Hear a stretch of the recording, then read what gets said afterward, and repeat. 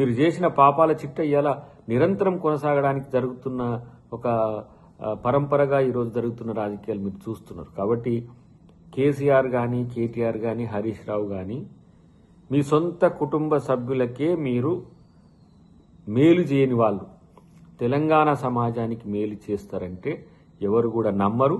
ఈ డ్రామాలను ఆపండి అని చెప్పి నేను కేసీఆర్ అండ్ కోకి నేను ఒక హితవు చెప్తున్నా. డెఫినెట్గా తెలంగాణ రాజకీయాల్లో తెలంగాణ అస్తిత్వం, తెలంగాణ కొరకు నిజాయితీగా కొట్లాడిన వాళ్ళకి చరిత్ర ఉంటుంది తప్పితే తెలంగాణ పేరు చెప్పి బాగుపడి తెలంగాణను దోచుకునే దొంగలకు ఉండదు. కాబట్టి అది మీకు ఉంటుందని కోరుకోవడం అనేది మాత్రం నిజంగా మీ యొక్క అజ్ఞానం, రాజకీయ దివాలా కోరుతనం తప్పితే మరొకటి కాదు. డెఫినెట్గా మేము కేసీఆర్ గారి మాదిరిగా మాత్రం రేవంత్ రెడ్డి గారు తన ప్రభుత్వాన్ని నడపడు.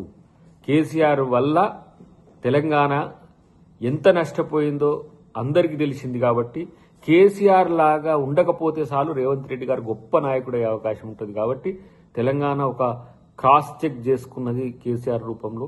కాబట్టి ఇలా అంత నిజాయితీగా పరిపాలించడానికి రేవంత్ రెడ్డి గారి కారణం ఎందుకైతుందంటే కేసీఆర్ లాగా చేయకూడదని ఒక ఆలోచన తప్పితే మరొకటి కాదు. కాబట్టి ఇప్పటికైనా మీకు రాజకీయ ఇంగితం ఉంటే, ప్రశ్నకు సమాధానం చెప్పే ఒక అవగాహన ఉంటే ఆ ప్రయత్నం చేయండి. లేదంటే మీరు ఇదే ప్రజలు మిమ్మల్ని దోపిడి దొంగలుగా చూస్తారు తప్పితే మరొకటి కాదు.